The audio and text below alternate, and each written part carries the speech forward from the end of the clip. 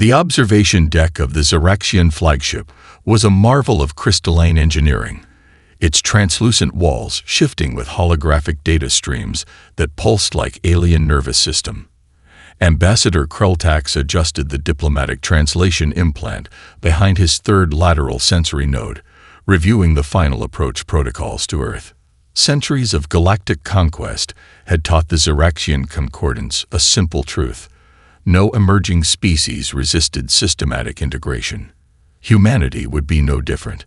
Initial reconnaissance suggested a fractured civilization, multiple competing nation-states, primitive energy technologies, and communication networks that seemed more focused on sharing images of food and social interactions than unified planetary defense. Preliminary scan complete, announced Sub-Coordinator Vrennik, mandibles clicking with clinical precision. Planetary defense systems detected. Primitive. Estimated technological capacity. Class 3 development stage. Probability of organized resistance. 0.03%. Krelltax allowed himself a moment of professional satisfaction. The Xeraxian approach was always the same: diplomatic overture, followed by strategic integration, then complete systemic absorption. Humans would be another footnote in the Concordance's expansive colonial history. Major Emily Rodriguez stood in the Joint Extraterrestrial Response Command, JERC, center beneath Cheyenne Mountain, her posture rigid but her eyes dancing with an intensity that belied the calm surface. Around her, a carefully selected team of specialists represented humanity's first true line of defense: experts in linguistics, xenobiology, communication theory, and quantum computing. "They're close to standard communication range," announced Dr. James Carter, the lead communication specialist. His fingers danced across holographic interfaces, triangulating potential communication frequencies. "We're picking up multiple transmission bands. They're not even attempting full encryption." Rodriguez knew this was intentional. Every piece of data was a potential weapon, every communication a strategic opportunity. The team had spent decades preparing for this moment, not just military preparation, but a comprehensive strategy that understood first contact as a multidimensional challenge. "Patch me through to the diplomatic channel," she said quietly. The room fell silent. This wasn't just a military operation. It was humanity's first true introduction to a larger galactic community. On the Xeraxian bridge, Ambassador Krelltax initiated standard first contact protocols. The transmission was designed to be both an introduction and a subtle demonstration of technological superiority, a standard approach that had subdued hundreds of emerging civilizations.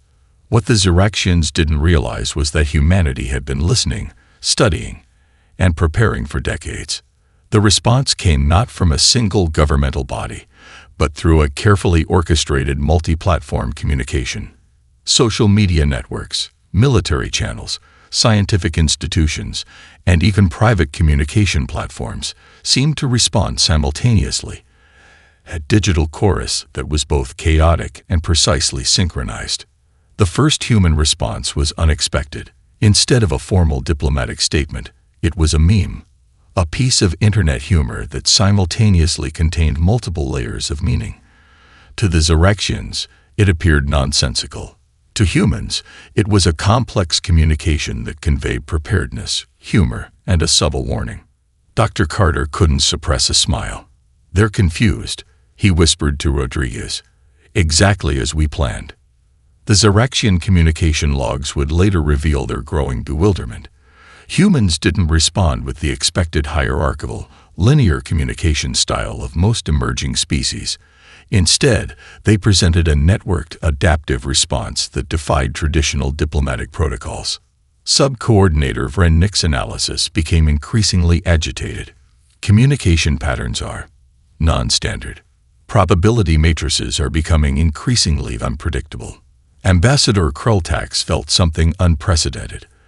A slight tremor in his typically implacable diplomatic demeanor. Something about this species was different. The preliminary data suggested weakness, but the actual interaction suggested something else entirely. As the first transmission concluded, Major Rodriguez turned to her team. Phase 1 is complete, she said. They think they understand us. And that's exactly what we want them to think. The game had begun. The Xerexian neural disruptors hummed with a frequency carefully calibrated to neutralize neural pathways in over 7,000 known intelligent species. Ambassador Krultax watched the deployment with the clinical detachment of someone who had overseen hundreds of planetary integrations. Typically, the process was predictable. The disruptors would create a cascading neurological shutdown, reducing complex societies to manageable docile populations within minutes. Resistance was always futile, a mathematical certainty backed by millennia of colonial expansion. In Los Angeles, Jake Williams was streaming a live hacking session when the first wave hit. Did anyone else feel that? He typed into the group chat, his fingers never leaving the keyboard. The global hacker collective he led, a network of programmers, engineers, and digital strategists, was already analyzing the strange energy signature.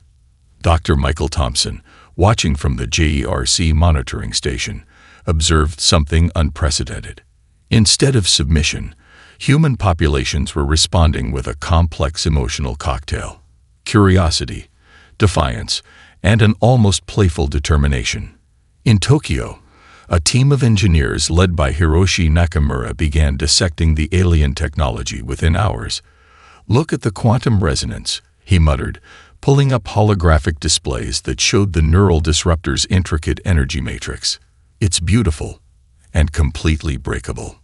The Xerexian invasion protocol didn't account for what happened next. Social media exploded, not with panic, but with a coordinated information ecosystem that was part joke, part serious analysis, and entirely human. Memes about alien invasion spread faster than the invasion itself. Each joke contained layers of strategic information, each shared image a potential vector for collective problem-solving. Sub-Coordinator Vrennik's communication logs became increasingly frantic. The neural disruptors were reporting multiple anomalies. 37% of human population showed zero neurological response. 22% demonstrated active technological countermeasures. 41% appeared to be actively enjoying the invasion attempt. Enjoying the invasion. Vrennik repeated, mandibles clicking in confusion. The concept was fundamentally incomprehensible. Jake Williams and his hacker collective had already begun a systematic deconstruction of the alien technology. What the Xerexians saw as a weapon, humans saw as an interesting technical challenge.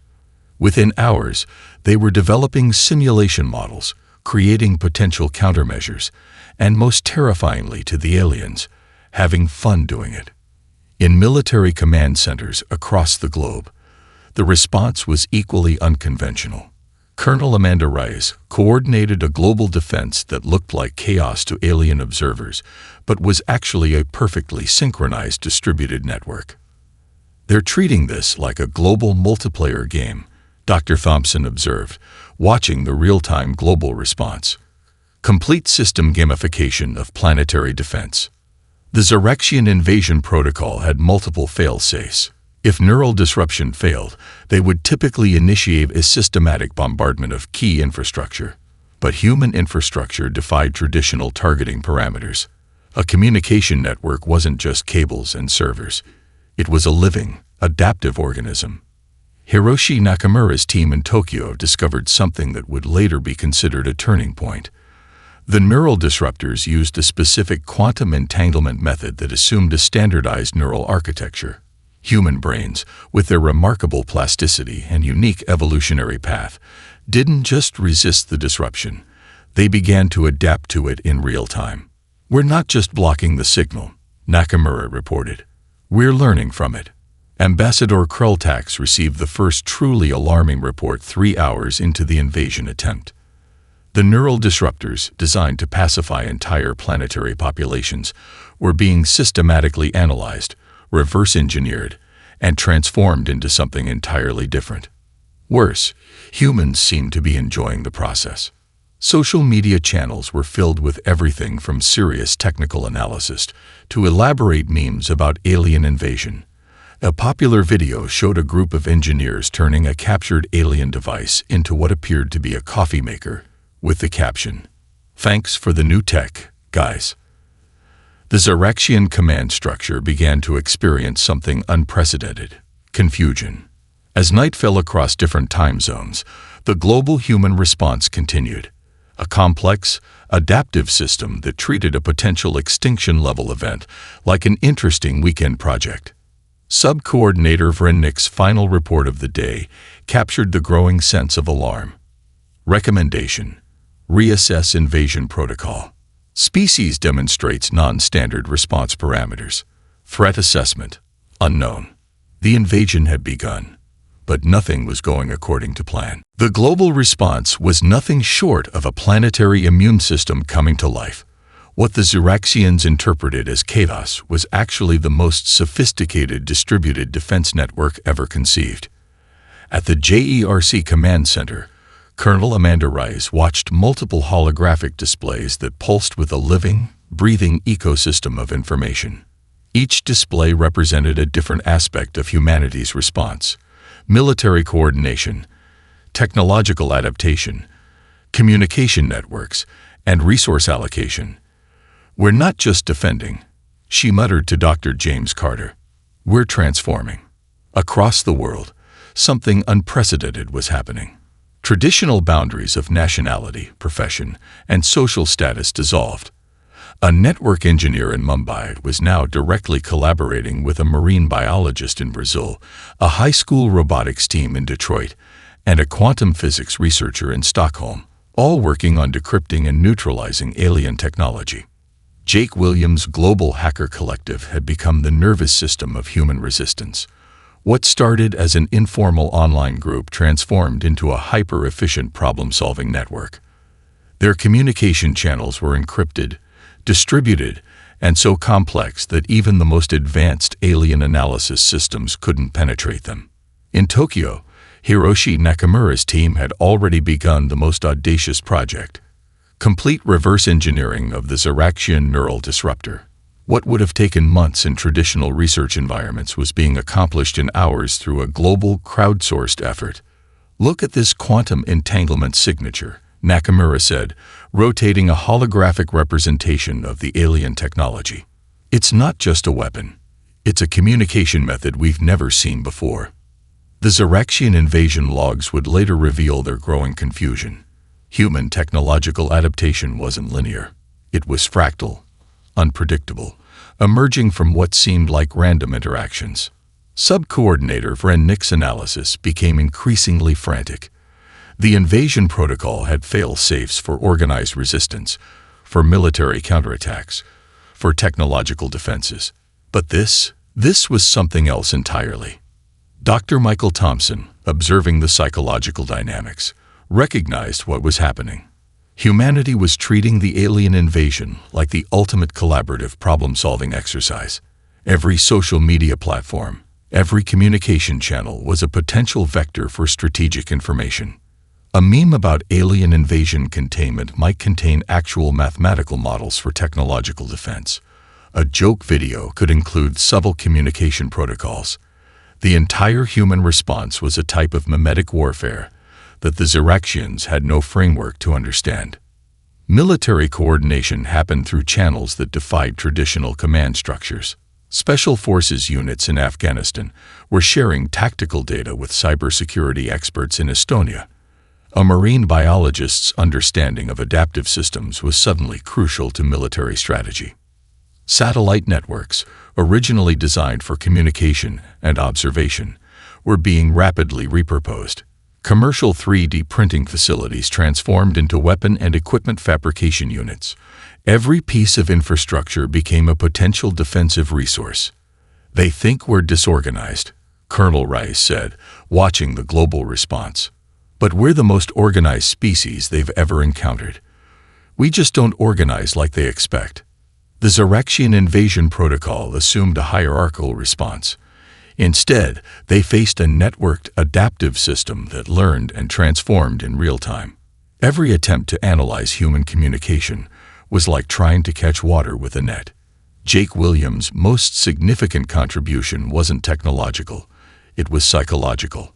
The hacker collective began systematically broadcasting information designed to confuse and destabilize Iraqian communication networks.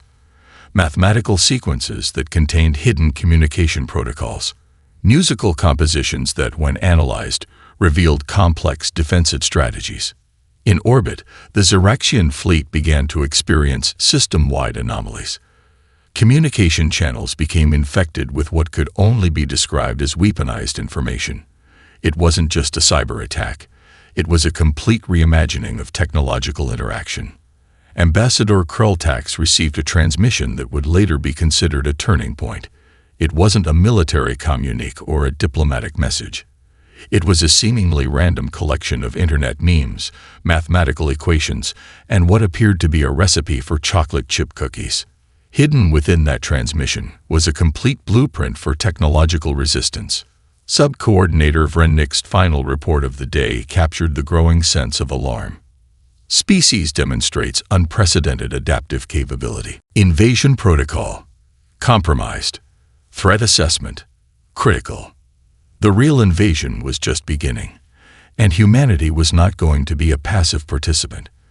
The first truly devastating weapon wasn't a missile or a laser. It was a meme. Jake Williams sat in his converted warehouse headquarters, a global network of screens displaying real-time communication intercepts, alien technological analysis, and what appeared to be an absurdist collection of internet content.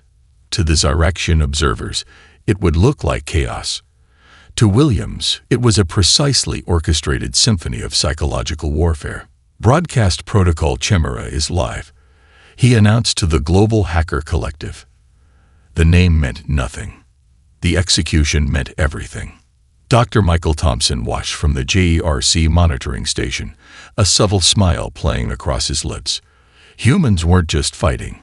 They were thoroughly dismantling the psychological foundations of the alien invasion. The Iraqian communication logs would later reveal the growing horror of their psychological breakdown.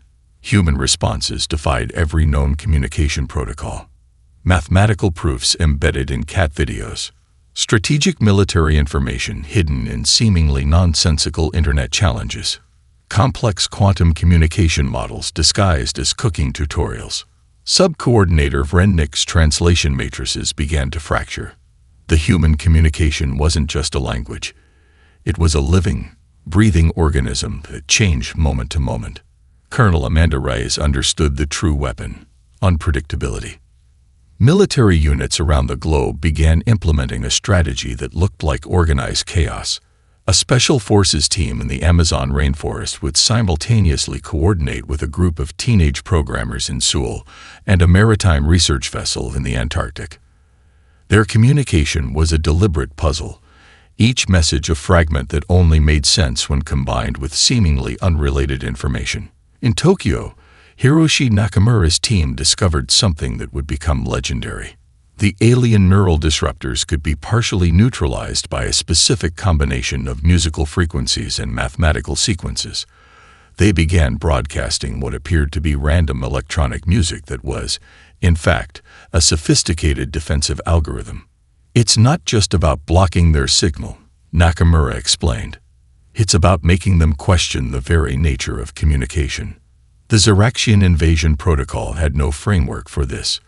Their species communicated through precise, hierarchical information transfer. Humans communicated through layers of meaning, irony, misdirection, and constant reinvention. Jake Williams' most audacious move came 3 days into the invasion. The global hacker collective began a massive coordinated broadcast that combined classic rock music, quantum computing algorithms, cooking instructions, astronomical data, deliberately absurd internet humor. To the Iraqians, it appeared to be complete nonsense. In reality, it was a multi-layered communication system that could transmit complex strategic information across multiple platforms simultaneously. Ambassador Krultax received a transmission that epitomized human psychological warfare. It was a video that appeared to be a simple cat playing with a ball of yarn. Hidden within its digital structure was a complete breakdown of Xeraxian communication protocols, quantum encryption methods, and strategic invasion weaknesses. The psychological impact was devastating. Xeraxian communication networks began to experience what could only be described as a collective existential crisis. Their rigid, hierarchical understanding of information transfer was being systematically dismantled by a species that treated communication as a form of creative expression. Dr. Thompson's analysis revealed the true genius of human psychological warfare. No single message had a fixed meaning. Context was more important than content. Humor was a weapon more powerful than any traditional military strategy. Sub-Coordinator Vrennik's communication logs became increasingly frantic. Human communication defies standard analysis. Information transfer appears to be simultaneously serious and satirical, unable to determine true strategic intent. The most terrifying weapon was humanity's ability to make the apocalyptic seem absurd, and the absurd seem strategically critical. Colonel Reyes summarized it perfectly in a transmission that would later become legendary. We're not just defending. We're reimagining the entire concept of conflict. The invasion was no longer about territory or resources. It had become a battle of psychological paradigms. And humanity was writing the new rules of engagement. The moment of true terror for the Xeraxian invasion force came not from a military weapon, but from a 3D printer in a Detroit makerspace. Hiroshi Nakamura watched the live feed from the global network of fabrication centers. What the aliens perceived as scattered industrial infrastructure was actually a planet-wide, hyper-adaptive manufacturing ecosystem. Every commercial 3D printer, every robotics lab, every university workshop was now a potential weapon development center. They're not just adapting technology, Nakamura muttered to his team. They're turning the entire concept of technology into a living, breathing system. Dr. Michael Thompson's psychological analysis revealed the core of human technological innovation. For humans, technology wasn't a tool. It was an extension of creativity, of problem-solving, of pure imaginative potential. In the Detroit makerspace, a team composed of retired automotive engineers, community college students, and a local high school robotics club were systematically dismantling and repurposing captured Xeraxian technology. What would take most species months was being accomplished in hours through a distributed, collaborative approach. Jake Williams' Hacker Collective had transformed the internet into a real-time, global research and development platform. A breakthrough in quantum encryption discovered by a researcher in Mumbai would be integrated into a defensive system by a team in Sao Paulo within minutes. Military strategists in Washington were collaborating with machine learning experts in Seoul, creating adaptive defense algorithms that changed faster than the Xeraxian invasion force could analyze them. Colonel Amanda Rice watched the global technological response from the JERC Command Center. The displays weren't just showing military movements. They were displaying a living, breathing technological ecosystem. A captured alien communication log would later reveal the growing Xeraxian horror. Human technological adaptation is not linear. It is fractal. Every limitation is immediately transformed into an opportunity for innovation. The first major technological breakthrough came from an unexpected source. A group of marine biologists studying deep-sea communication patterns discovered that the alien neural disruptors could be neutralized by a specific combination of acoustic frequencies and electromagnetic pulses. Within hours, coastal research stations, offshore oil platforms, and naval vessels were being converted into massive defensive nodes. Fishing boats became signal jamming platforms. Marine research submarines transformed into mobile technological analysis centers. Ambassador Krelltax received a transmission that epitomized human technological audacity. It was a detailed breakdown of the Xeraxian technological systems, not from a military research center, but compiled by a global network that included a retired electrical engineer in Argentina, a quantum physics graduate student in Kenya, a high school computer club in Singapore, a group of marine biologists in Australia. The Xeraxian invasion protocol assumed technological innovation followed a hierarchical, centralized model. Instead, they faced a species that treated technological development like an open-source, globally collaborative project. In orbit, the alien fleet began experiencing system-wide anomalies. Communication channels became infected with adaptive algorithms.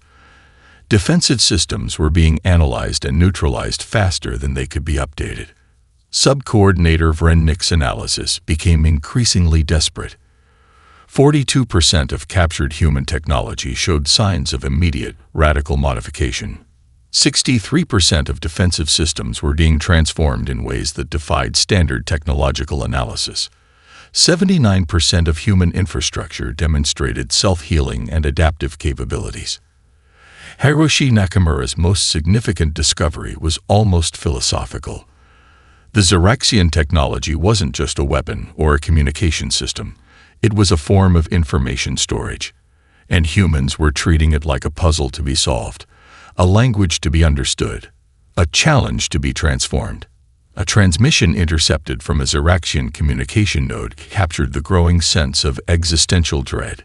The humans do not see technology as a separate entity. They see it as an extension of their own cognitive process. Every piece of technology is simultaneously a tool, a weapon, and a form of creative expression. Colonel Rice understood the true nature of human technological adaptation. It wasn't about creating the most advanced weapon.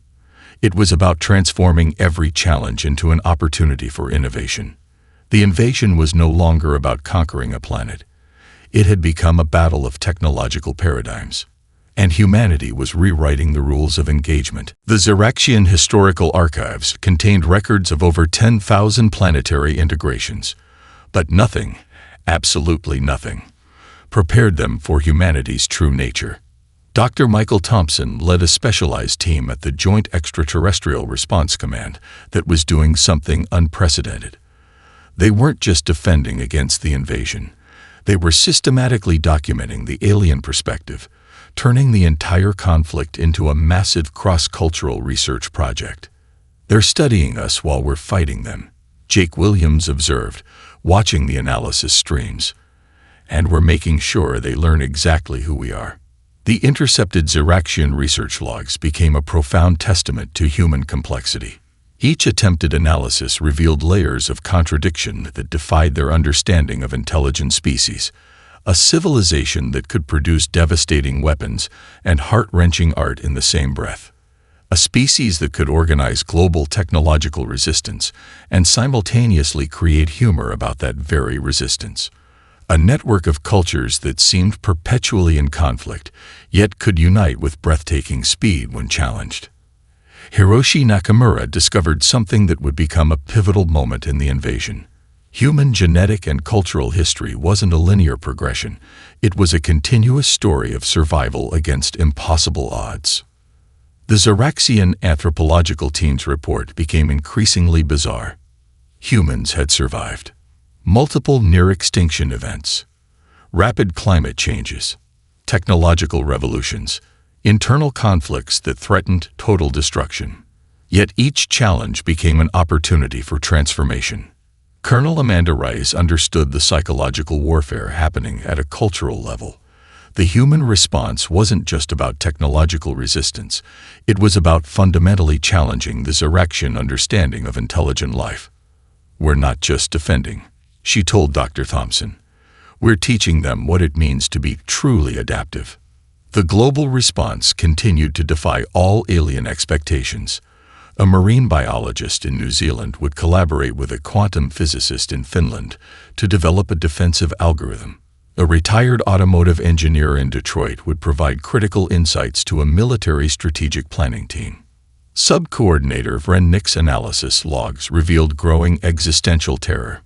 The humans do not see boundaries between disciplines, between cultures, between individual and collective.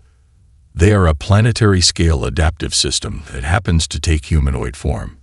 The most profound moment came from an unexpected source. A transmission was intercepted that wasn't a military communication or a technological breakthrough.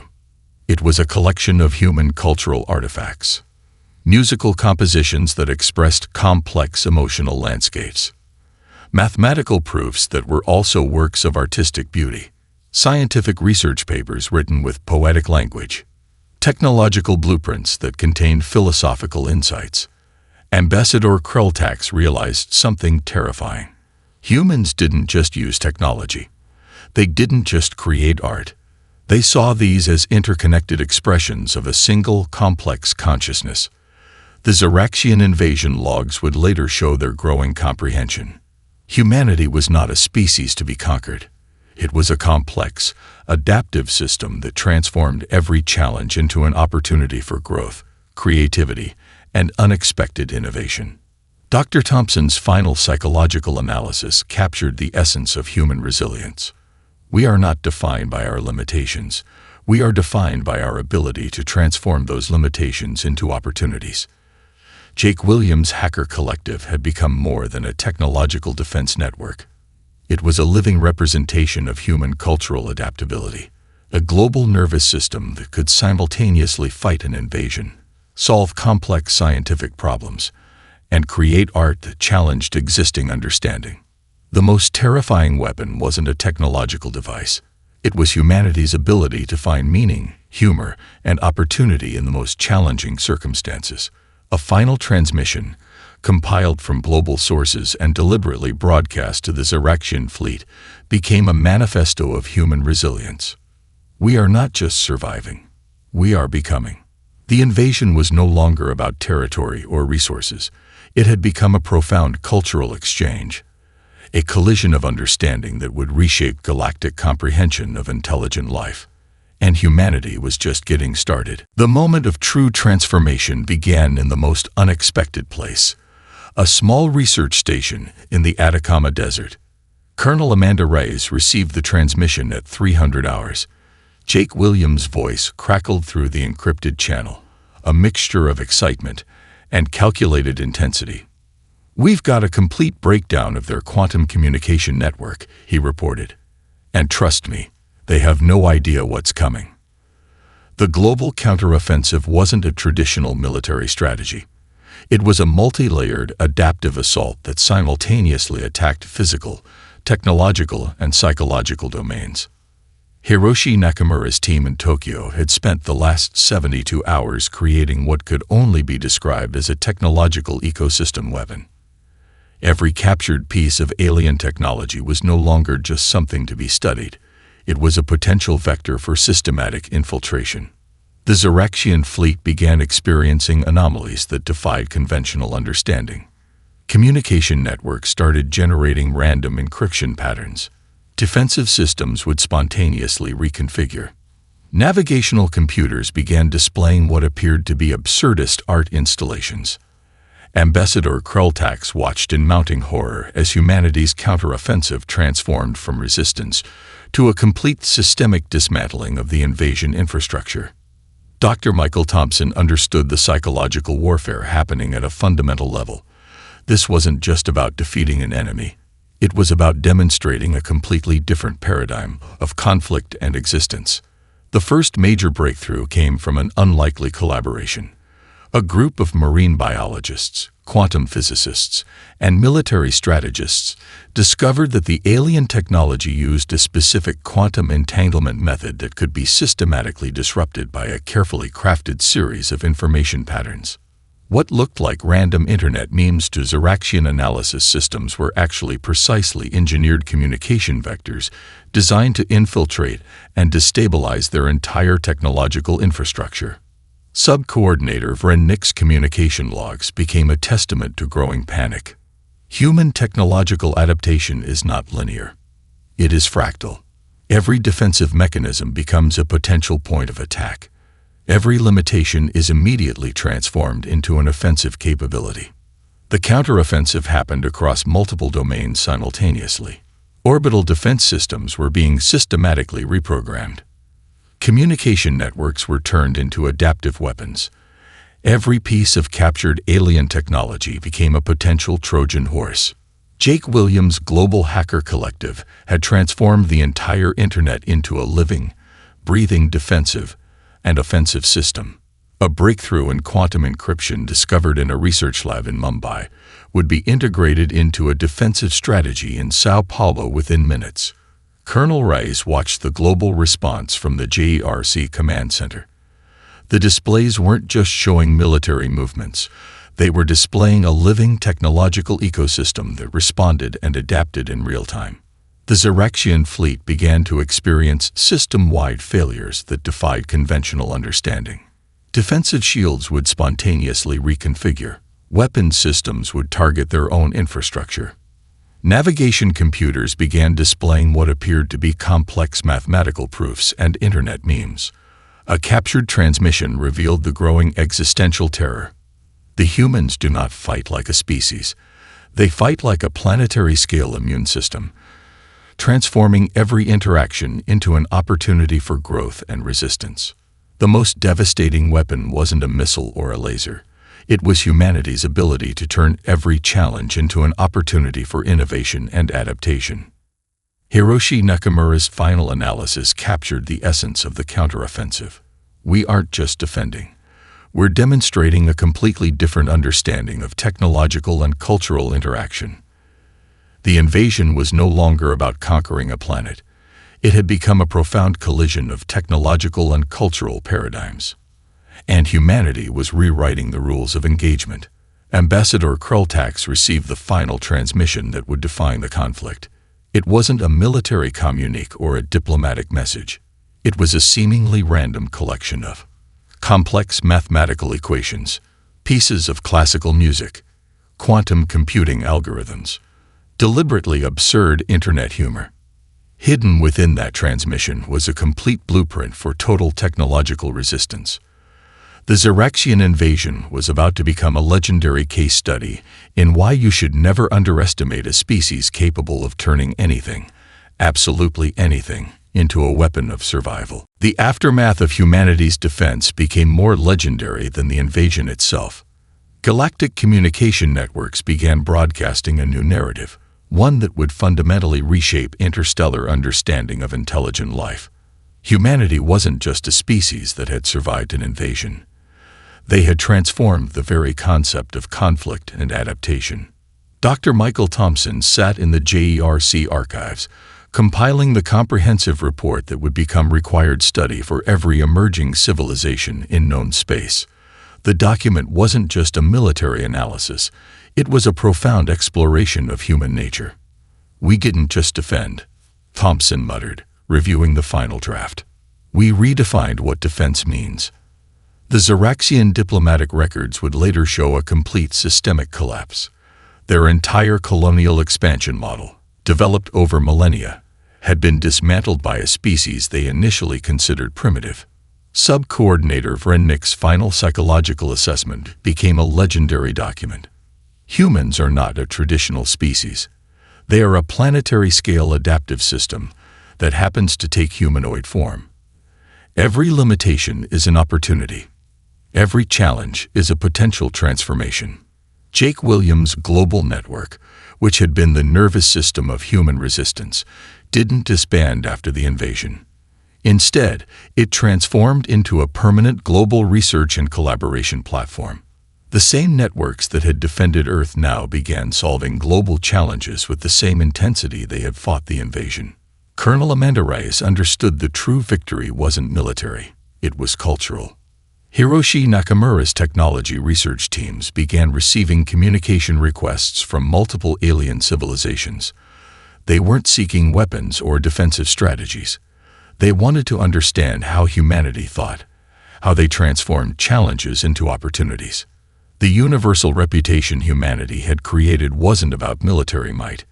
It was about adaptability. Alien anthropological studies revealed profound insights. Humans could create devastating technology and heart-rendering art simultaneously. Their internal conflicts never prevented collective action when truly challenged. Every technological limitation was seen as a design challenge, not a barrier. Ambassador Krultax's final diplomatic report became a warning to the entire Xeraxian concordance. Do not approach humanity with conquest in mind. Approach them with respect, with curiosity. They do not see the universe as a place to be conquered. They see it as a place to be understood, transformed, and celebrated. The global response had demonstrated something profound. Humanity's true strength wasn't in their technology or their military capabilities. It was in their ability to transform, to adapt, to find opportunity in the most challenging circumstances. Interstellar communication networks began broadcasting humanity's story, not as a tale of military victory, but as a case study in evolutionary adaptability. Dr. Thompson's final psychological analysis captured the essence of human resilience. We are not defined by our limitations. We are defined by our capacity to transform those limitations into unprecedented opportunities. The invasion had become more than a conflict. It was a profound cultural exchange that would reshape galactic understanding of intelligent life. Captured Xeraxian communication logs revealed the growing comprehension. Humans do not see boundaries between disciplines, between cultures, between individual and collective experience. They are a continuous, adaptive system of innovation and growth. Jake Williams' Hacker Collective had become a permanent global research network. What began as a resistance movement transformed into humanity's most significant diplomatic and technological platform. The final transmission broadcast across galactic communication networks was both a warning and an invitation, a message that would be studied for generations. We are not just surviving. We are becoming. And we invite you to become with us. Humanity had not just defended itself. They had demonstrated a completely different paradigm of existence, one where every challenge was an opportunity, every limitation a potential for growth. The universe had learned to fear humans. But more importantly, the universe had learned to respect them. And this was only the beginning.